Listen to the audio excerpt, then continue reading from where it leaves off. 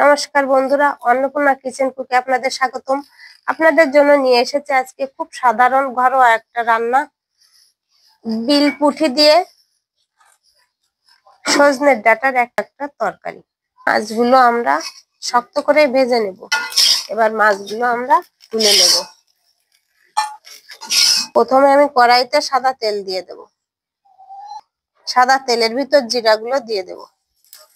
তারপরে তেজপাতাটা, দুটো তেজপাতা দেব, টমেটো কুচি দেব, বেটে রাখা কাঁচা মরিচগুলো দিয়ে দেব, সঙ্গে বেটে রাখা একটুখানি শুকনো মরিচ,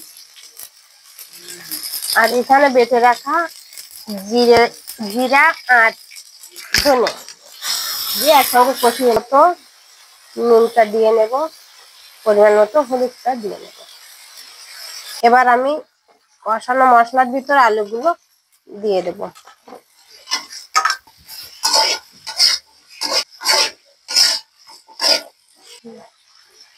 কেটে রাখা গোটা গোটা করে কেটে রাখা পেঁয়াজগুলো দিয়ে দেব।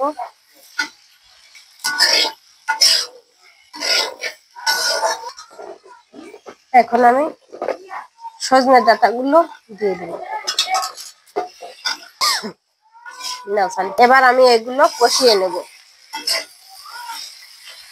এবার আমরা পরিমাণ মতো জল দিয়ে দেব।